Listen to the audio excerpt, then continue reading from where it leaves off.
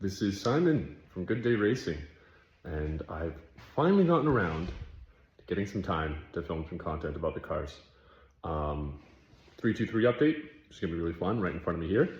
Another new car, which Project Cars as they go. Is it a good idea? Is it a bad idea? I do not know. We'll find out soon.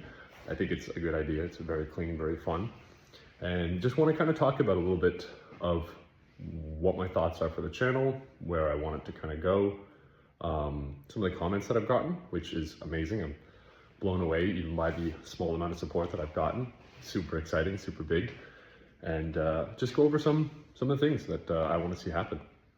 So first off, a little update as far as why there was a massive hiatus, what the cars are now, the status, everything going on. This channel for me, I started off as just kind of a dumb place to kind of document cars, do little videos, not expecting anything from it. And I still don't really have high expectations for it. I have a very weird relationship with social media, as I'm sure a lot of people do in this day and age. It intimidates me, it scares me more than anything.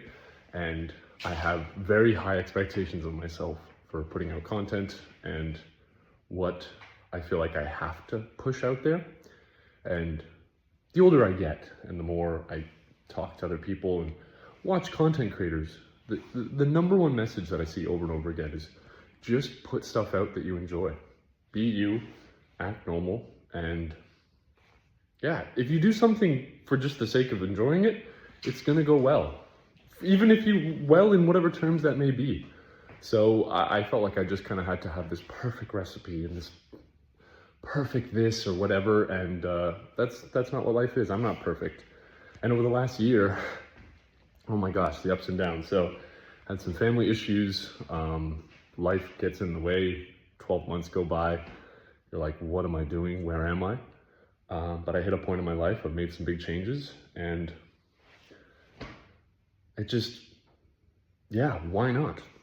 Why not? I keep asking myself, why aren't I doing these things? Why aren't I putting out videos? Why aren't I even just trying to? And it's the fear of failing, the fear of not being good enough or not what I like, which I don't even know what I like as far as putting out content, because I haven't done enough of it yet. So I'm setting these barriers that I don't even know are worthwhile.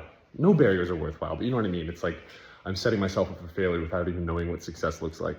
So that aside, I want to say, do what you do for the sake of wanting to do it. Ignore cringe, ignore anything else like that. It doesn't matter. At the end of the day, you go to bed with your own thoughts, you wake up with your own thoughts, you have your own goals, your ambitions, no one knows what drives you. And social media, at least for me, has set up this, I have to be perfect. I have to impress. I have to be the best, have the best. And what does that even mean? Is that a brand new BMW? I've had goals. Let's get this Subaru WRX. Let's slam it on the ground. Let's do this. And I still feel sad. I still feel upset. I still feel like I want more. And as long as I'm happy here, as Pollyanna as this is, then everything else kind of makes sense. It figures itself out. So don't be too hard on yourself. Just enjoy things for the sake of enjoying them. Be a good person. You attract good people. Life will figure itself out. You know, as simple as that is. So anyway, enough of me, enough of life. Let's get into some cars. Okay, so here we are. Here's the 323. So I'll do a 0.5. I'm filming this on my iPhone, so it's going to be fisheye just to get the whole car. So this is not the state that I'd like the car to be in. Obviously, it hasn't been driven for over a year. It spent probably about 6 to 8 months outside, way longer than it should have, unfortunately. Didn't drive it in the winter, just sat there. Didn't have the time, didn't have the... Many excuses, many reasons. It doesn't matter. But here it is. So I've had a couple people ask, how did you do the build? How difficult was the swap? What parts are needed? To clear the air, I did not do the swap on this. I bought this car basically as is. So the motor was already done. I did tires. I did a couple fluids, did a battery, and a couple electrical things that I messed around with to get the radio working, which I posted about in my first video. But I did not do the swap. So I can only answer as much as I know. I do know the gentleman who did the swap. Yeah, I've spoken to him about it. He's actually building a SR20 swap C4 Corvette, which is crazy. So cool. Yeah, so I did not do the swap on this. Same old under the hood. As far as plans for this car that I want to do, have to swap the rotors. Rotors the whole way around are warped. I have to do tie rod, sway bar end links. Obviously I want to clean it. It's very disheveled. This paint as well, for anyone wondering, is a chalkboard paint. I think I mentioned that in the first video. So it already has this kind of matte look. And when I bought the car, it probably needed a couple other coats of it. Just like a fresh respray. I'm not too bothered about that. I don't care how ratty it looks. It's already a fairly ratty looking car, which I love. So I'm going to keep it that way. I might do paint. I've been thinking about like a 1995, like SN95 Mustang color, that blue teal. I just think it's such a beautiful color, but I don't know yet. I'm going to keep it as this, start small. But yeah, this is the update. So what I'm going to do tonight is I already have all the parts that I needed thrown in a cart.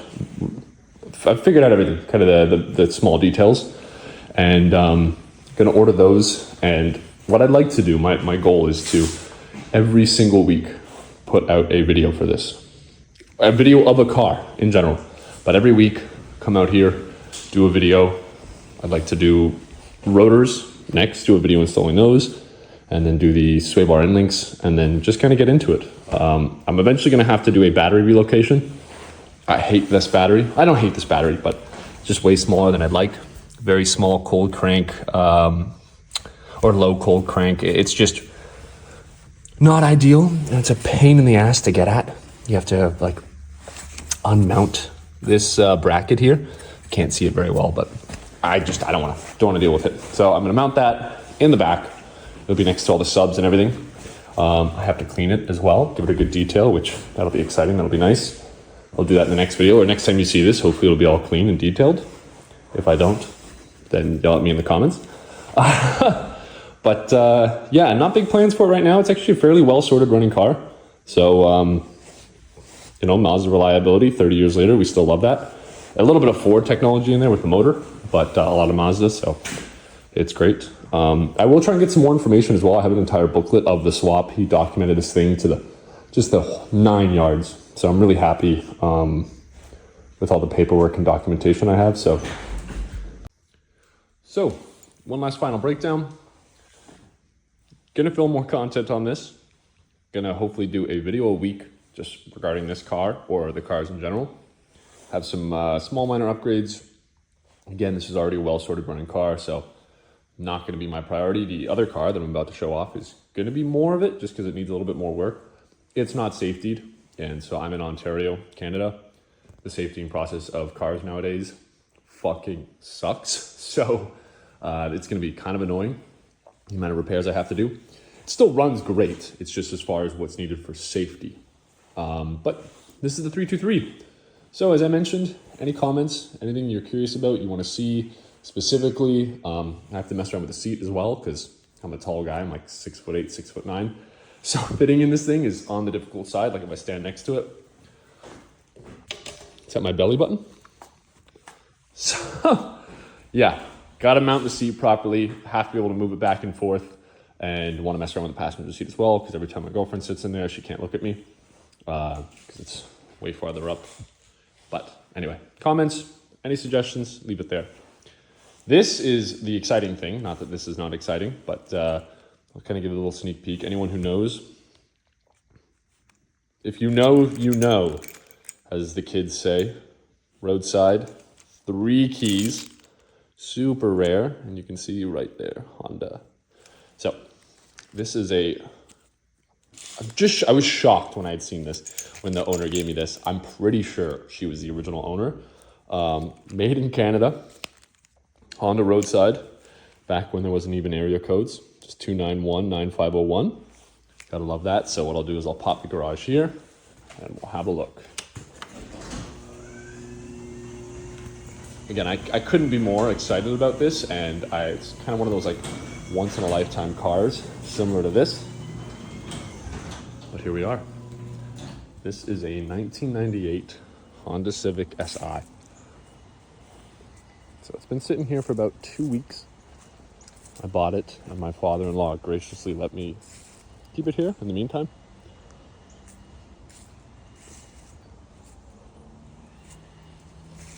It's on fisheye, so I can get more of the car in view, so it's a little bit distorted, but I'm going to go immediately. As I mentioned, I'm in Ontario, Canada, so this is where you think everything's going to be bad.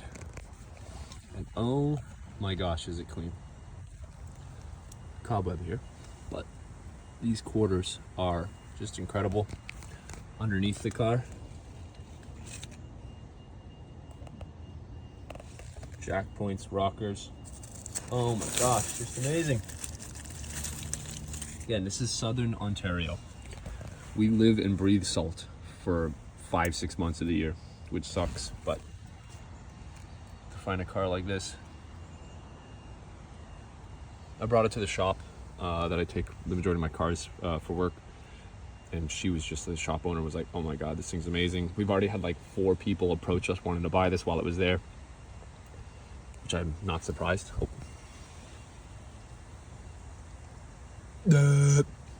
So let me show you the interior of this. I'm actually curious if it's going to start. Okay, here we go. Moment of truth. I'd be very curious again if it starts.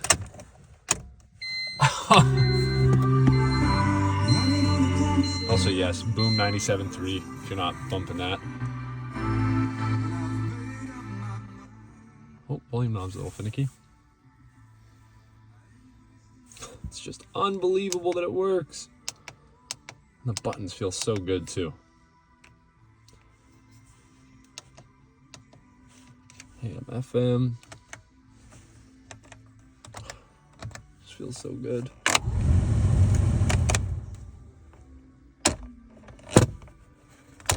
Oh my god. So I my first car as well was a 1989 Honda Prelude. So I'm very old Honda. So let's see if we can pop this guy open. Look at that, man. Oh my god. Like, I just... Okay. Can't go over it. Let's start it. Let's hear it. So, just as a heads up, this has been sitting for probably 3 weeks. Fired right up. Let's go pop the hood and have a look.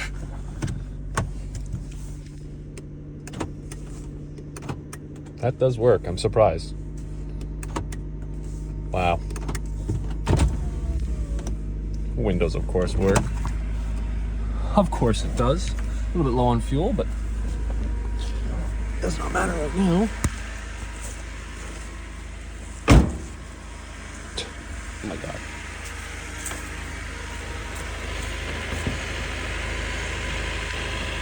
Oh, I struggle to find the hood latch on this guy.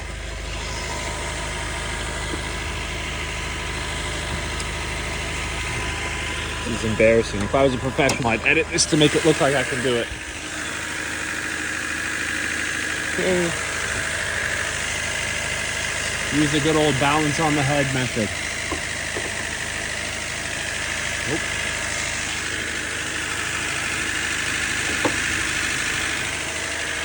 There we are. So this is the real meat and potatoes. Again, anyone who knows Hondas knows how clean this is. So, factory airbox. This was replaced not very long ago. So the previous owner, like, maintained this fully OEM, like all quality parts. It wasn't even for sale at the time. So the story was, I was at a client's home for work, sitting there on the driveway waiting for a plumber to finish something, and this just pulls under the driveway.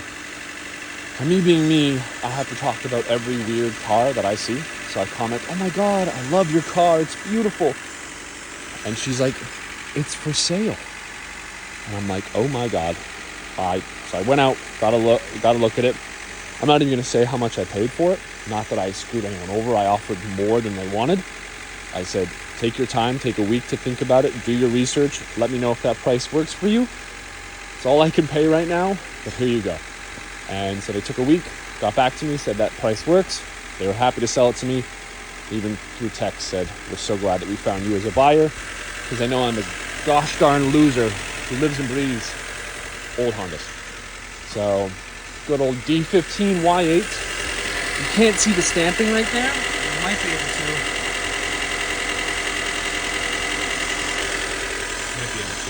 Probably not. But runs amazing. Absolutely amazing. So the work that has to be done on this is basically the entire motor has to be taken out and refreshed. There's a big oil leak out of the main seal, I believe.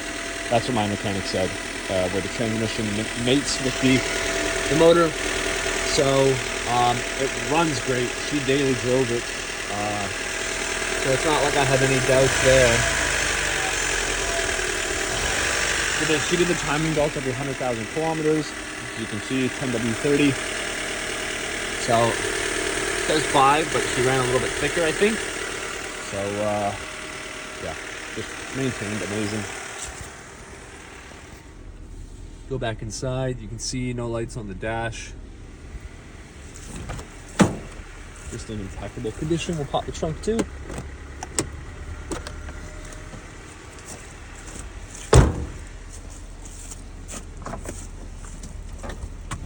Oh, don't want you in there. Trunk looks good, no issues underneath. Who doesn't love some gardening gloves, right? Come on. There's a spare, Goodyear spare. So the only bit of rust that I could see on the car, considerable, was right here on the trunk. So it's still actually a lot of just surface. It's bubbling a bit. I'm not upset, it's on the trunk. I'd also like to potentially do the 99 2000 lights just to get rid of the amber. I've always loved the full clear across, but it does not matter. This thing's just amazing. So this is it. So gonna have to do something with the seat because this is me sitting in it as best as possible. Let me close the door. Kind of see a wee bit tight. My knees go up fairly high. I look like a kid driving this. So fun times, but that does not matter. You can't pass up on clean Civics in Southern Ontario. I don't care what anyone says. You find something like this, you buy it. And then you figure out what to do with it. Everyone calls me crazy. They might not be wrong, but do they have a Civic this clean? I don't think so. Who's crazy now? So anyway, I'm gonna pause this, flip around again. Okay, so I don't know where that last video cut off. A lot of people around the house today, which is lovely. Getting some stuff done. Well, I say we, I use that loosely.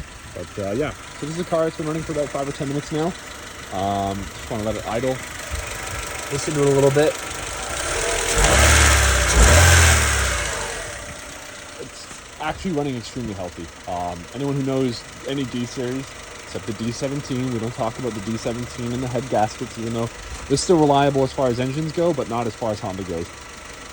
D15, Y8, GOAT, absolute goated motor, D15s, D16s, I love them.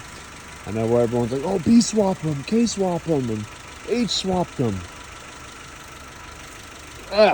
It's never an easy swap. Even though Hondas are like Legos, I don't want to get into it. I just want to keep this thing as OEM plus as possible. So, no lights on the dash. Obviously e-brake and seatbelts, but nothing else. Runs great, shifts amazing, clutch grab's really strong.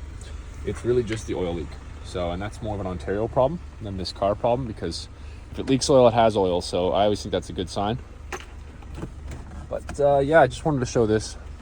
Very happy, very proud. And just to go back to what I said at the beginning, I want to put out content. I don't care how I sound. I don't care if I make mistakes. I don't care if it's not exactly what I want or what I think I want. I'm just going to put stuff out there, enjoy myself, and just not overthink it. And I suggest anyone else doing the same. Doesn't matter what you're dealing with, what you're struggling with. I've been through it all, thick and thin. Well, not been through it all, but ups and downs. And it just comes back to, I want to do things that make me happy just for the sake of them making me happy and not thinking about anything else. So everyone, do your best, enjoy, and have a good day racing.